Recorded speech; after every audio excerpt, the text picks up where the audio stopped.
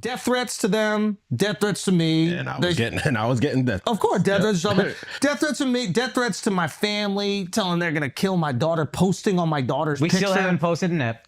We haven't talked. I don't talk about it for 2 weeks, right?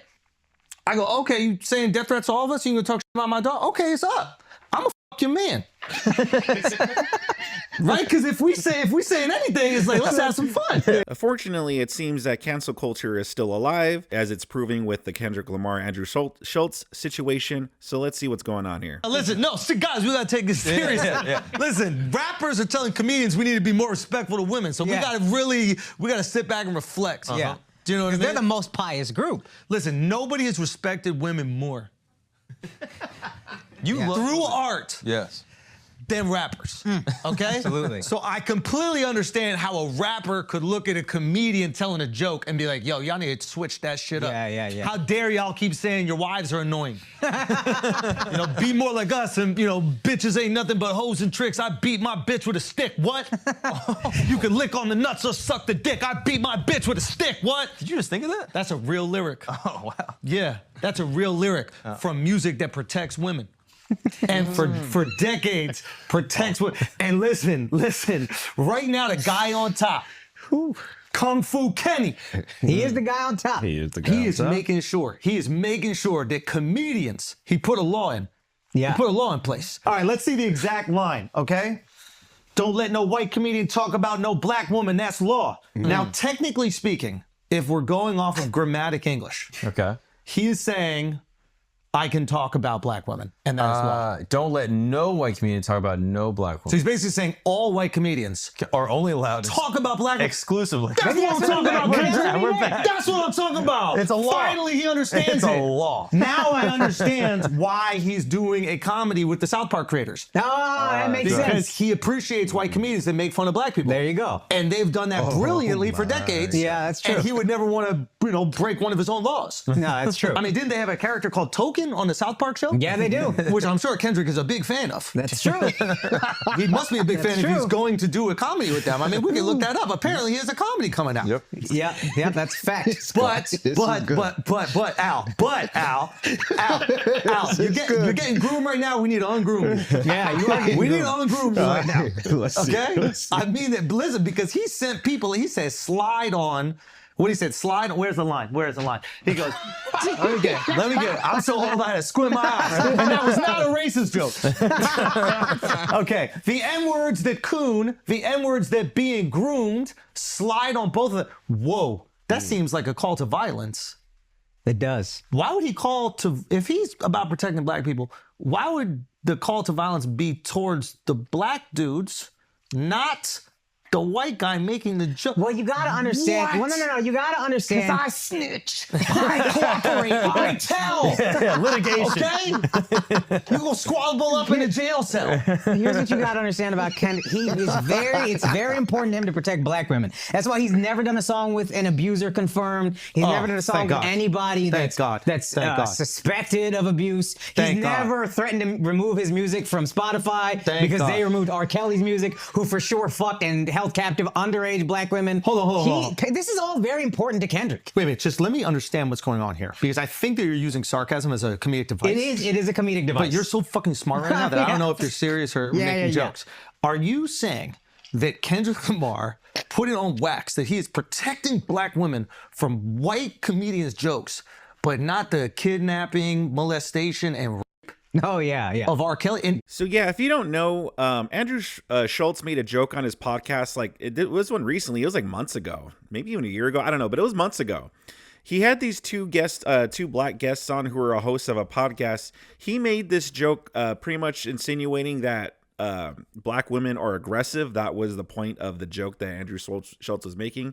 And the two black guys, the two black guests, they kind of just laughed it off or whatever, like ha ha ha. But I guess the guests, they got backlash from their audience over it because they didn't speak up against Andrew Schultz's joke, pretty much. And so that was a whole thing. So they put out an apology about it, like, oh yeah, we should have done more. And it was a whole thing. It was weird. And so recently, Kendrick Lamar, the rapper, put out this album, and I guess he made that line about white comedians shouldn't be speaking on black women. He didn't mention Andrew Schulz by name, so who knows if he was really talking about Andrew Schulz or not, if he was speaking in general, I don't know. But Andrew Schulz was like, I resemble that remark, and this is what he was talking about. He was talking about the hypocrisy of Kendrick Lamar getting offended when, you know, the rap culture in general, like the hip hop culture or whatever, is not in general respectful to women. Let's be honest here. It's not. It's very degrading to women in general. So yeah, I agree. Kendrick Lamar to be offended, assuming he was offended by Andrew Schultz's comments, it is pretty hypocritical. But Kendrick Lamar, I think at the end of the day, has an audience that he's playing to. And it's the exact same audience that's trying to cancel Andrew Schulz, because they're going after him and they're going after his children. So this YouTube channel, which I'm actually a fan of, called Podcast Cringe, check them out if you're into this sort of stuff, actually made a video about it. So here's a little bit more explaining it. On the last episode of Brilliant Idiots over the weekend, Schulz revealed the truth behind his SA joke against Kendrick, which made the whole situation make a little bit more sense. See, at first it just seemed like a weird-ass comeback to Kendrick calling him out for talking shit about black women. You know, it was meant to be an edgy and controversial joke, cause comedian, but it turns out that Schulz and his buddies were getting death threats, and Andrew drew the line at threats against his 10-month-old daughter. So knowing that context now, it makes sense why Schulz went so hard with that joke about making love to Kendrick. It was his strange way of countering all the hate and threats they'd been getting for weeks. There's this clip that they're going around trying to say that I'm like being a victim now. Do you have this shit? Mm-hmm. They can play that shit. I've been posting shit, like telling me they're gonna take out my family on like pictures of my child, my daughter. God. You surprised by this? This is the nature of the game. And social media. Yeah, it's social media. It's like, but he says that line. Fake. He Okay, says ready? that line. Pause. His So Andrew Schulz says multiple Kendrick Lamar fans have threatened to kill his family over sexual assault joke.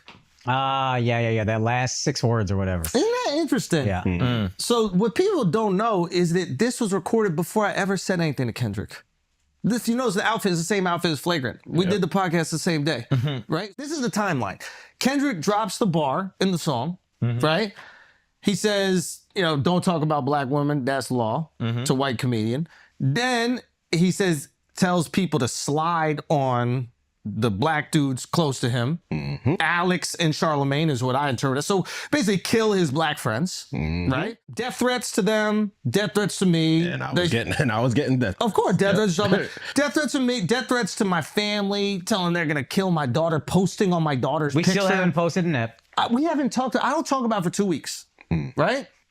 I go, okay, you saying death threats to all of us? You gonna talk shit about my daughter? Okay, it's up. I'm gonna fuck your man.